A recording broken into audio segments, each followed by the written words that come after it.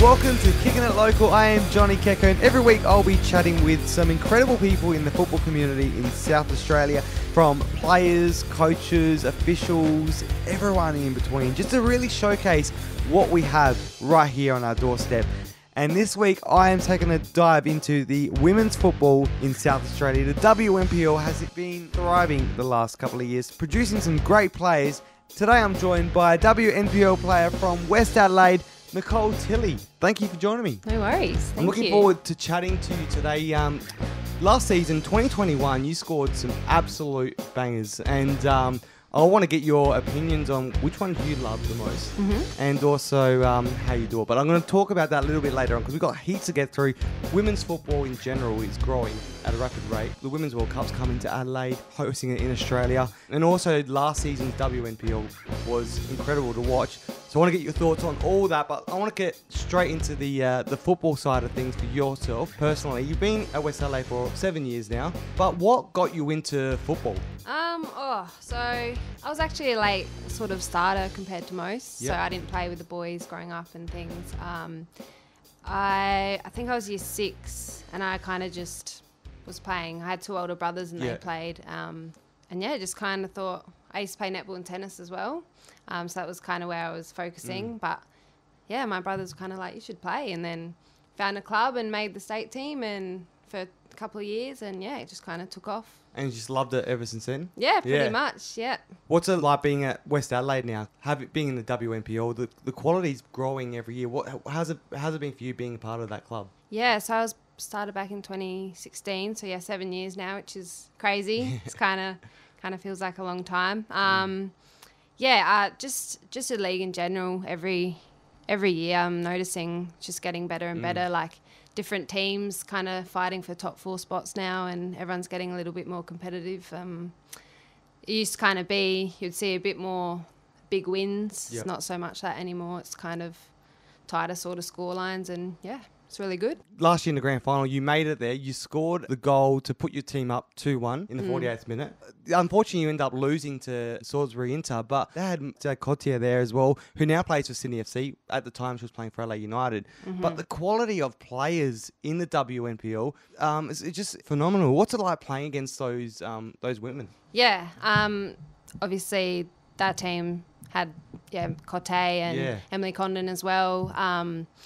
A lot of big names. Cote plays. She's plays for Chile. She's an international player, so it was quite fitting for her to score the winner. So it's just good. It's great actually to play, alongside players like that. And yeah, that was a really good game. People were saying it's the best finals ever. So best finals game ever.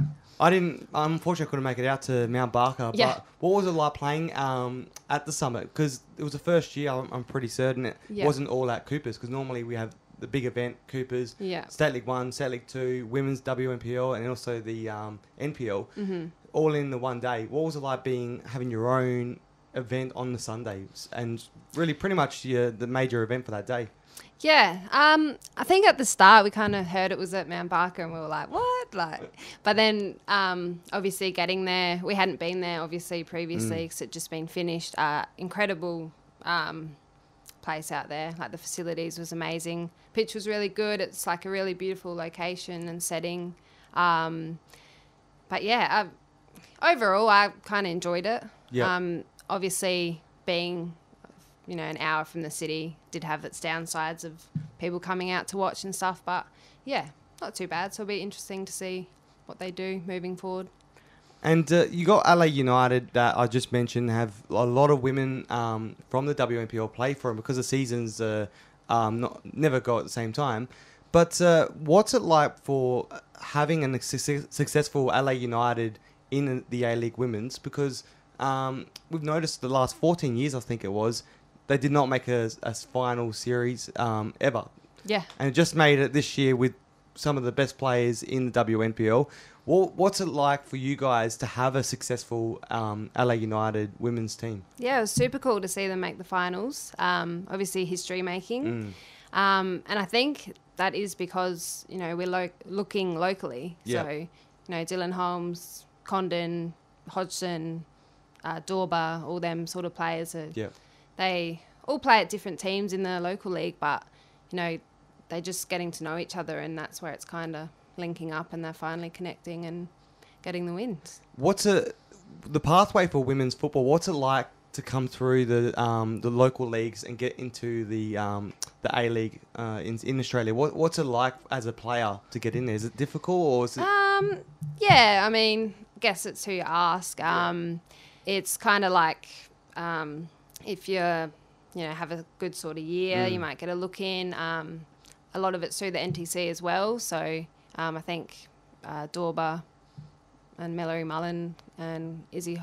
Did Izzy come through there? Yeah, a few of them came through the NTC, and it's kind of the pathway, but yeah. And you're now 26, I believe, yeah. So you're in your peak of your career now in the WNPL, but do you still have aspirations to get into the A-League? Yeah, of course. I think this year I'm probably the most determined. Obviously, I had a few years, probably maybe like a few years ago, I've been just kind of plodding along in the WNPL. So, you know, performing, but nothing sort of special. I think last year was my best by a mile, apart from 2017. I won Player of the Year that year. So, yeah, of course. So I've gotten feedback and know what I need to work on, and yeah, hopefully get the opportunity. Hopefully you can, because there's some great players you get to play with, and that goal that you scored in the grand final, absolute classic, and you scored a lot of those throughout the season as well.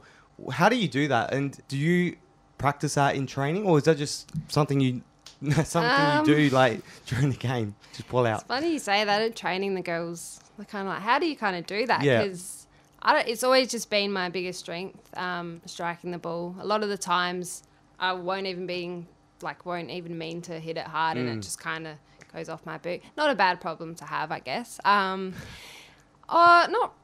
don't actually do a lot of shooting at training. Yeah, I don't know. It's kind of just like if I have a spare meter and I'm anywhere in that range, I know I can hit it. I'll just every time. Yep. We'll look to, yeah. It's just natural for you. Yeah, it is kind of. It is.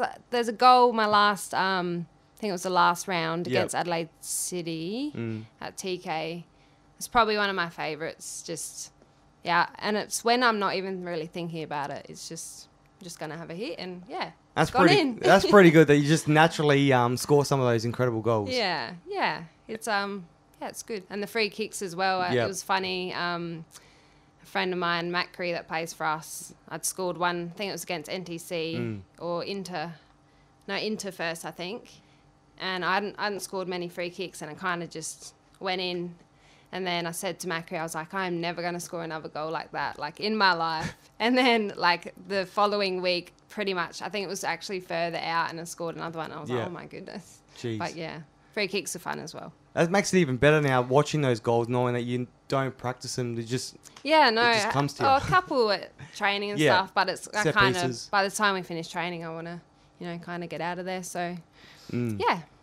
Now, the Women's World Cup is coming to Australia. I'm looking forward to it as a fan of football, but as a player, what's it mean to you having that massive competition, the Women's World Cup, coming to Australia? Yeah, it's going to be awesome. Obviously, games in Adelaide as well. Yeah. It's just going to be great. I think it's so great for the younger girls because football's grown so much. To be able to come and watch, Sam Kerr and players like that play. We never really had that growing up, so that just shows how far it's progressed and moved along. Do you think this is what Australia needs for the women's game? Or is there more to it that needs to be done to really build the women's game in Australia? Look, I think this is a great start and a massive positive thing for the women and Australian football in general. I don't know, I'd like to see a lot more at the games, at the WNPL games, at the A-League games. So, the Adelaide United girls made the finals first time ever. I think there was 2,500 people that were at the game.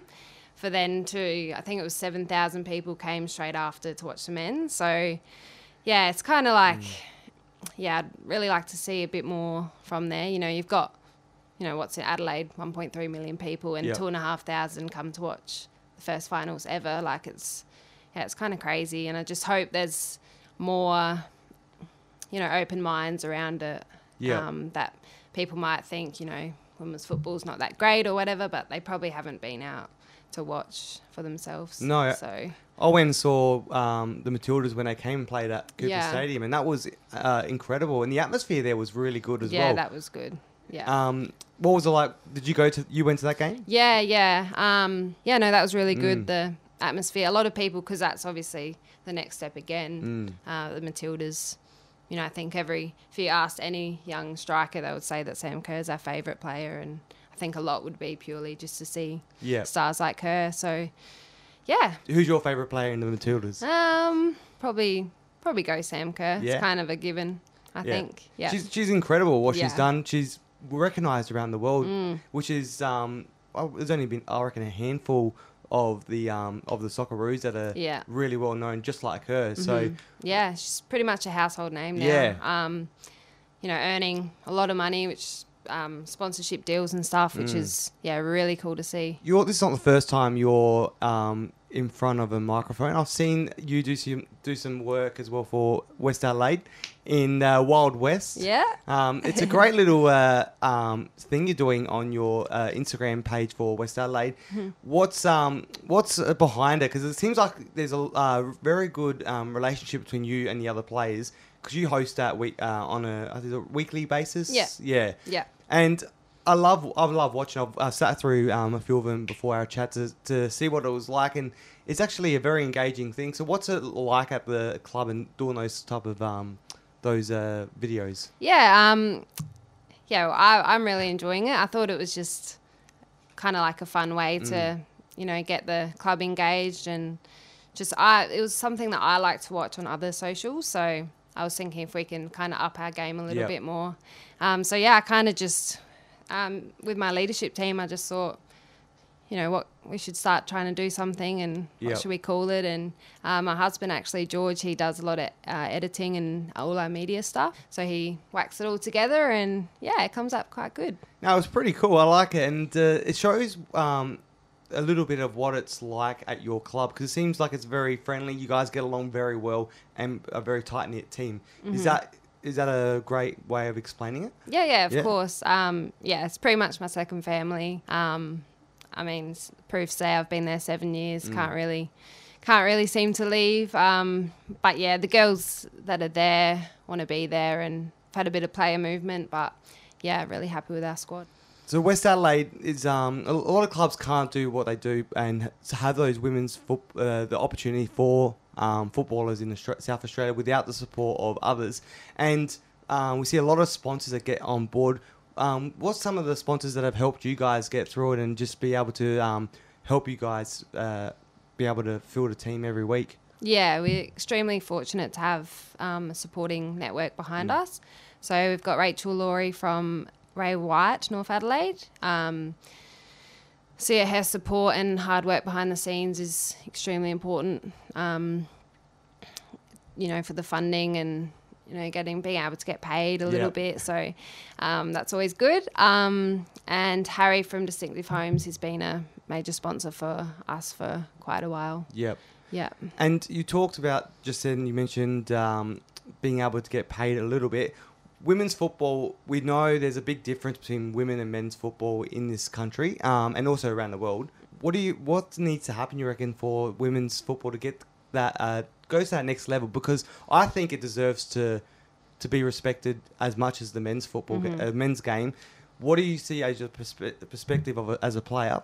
It needs to happen to get it to that next level. Yeah, I think it comes back just to more people at games. Yep. I think the media have a lot to answer for as well. The advertiser, again, back to the A-League women, they made finals, history making, not a lot going on in the media.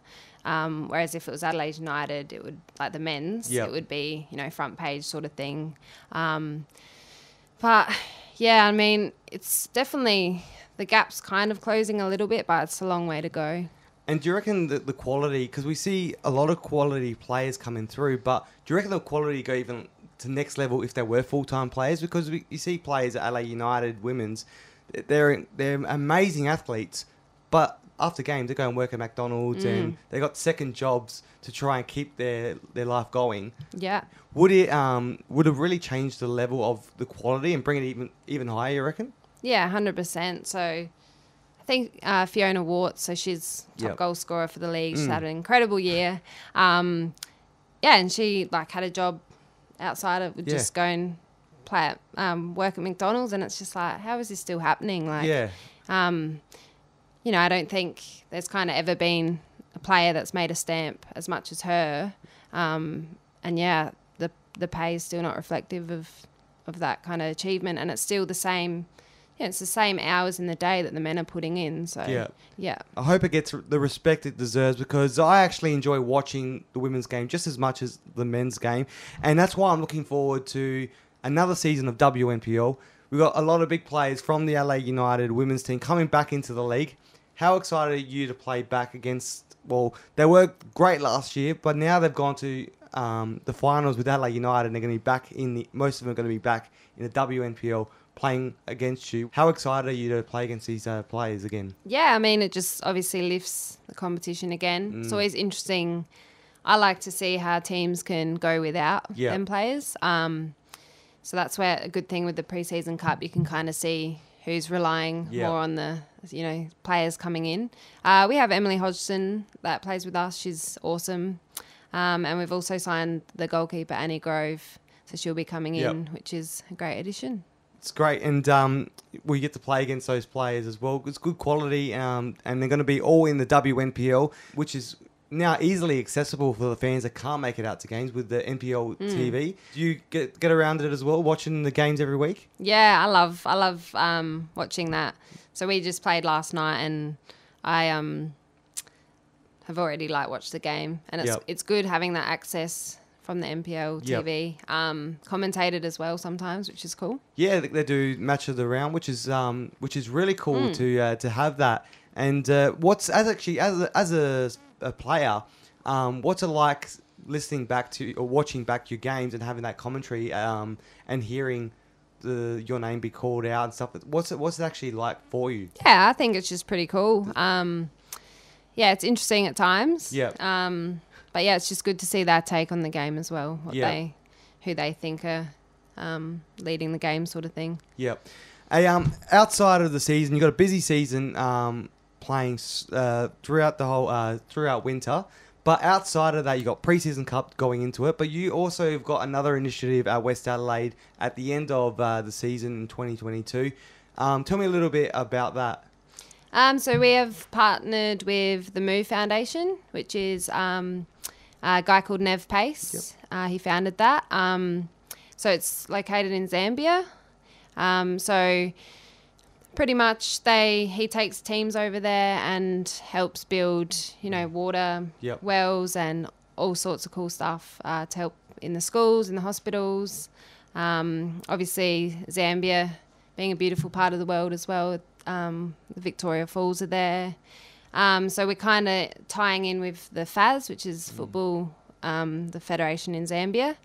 So yeah, it's a pretty cool opportunity. So we'll be heading over there when we're done with the season.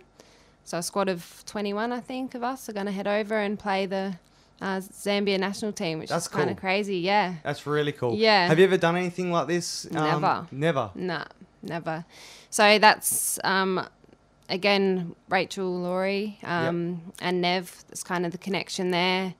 But yeah, it's kind of the first thing, I think, in SA, really. Yeah. So putting a stamp on that. That's cool. Obviously you're excited to head over there? Yeah, it'd be awesome. Obviously, COVID in mind as well. Hopefully that all settles down and we can all go ahead. Nice. Well, let's hope you that does go ahead, because it sounds like a very a great experience for you guys. Yeah, it'll be great. Obviously the football side, but also it's more than the football. So we've got a lot of great girls in our team that have really good jobs. So we've got like a dentist, a midwife.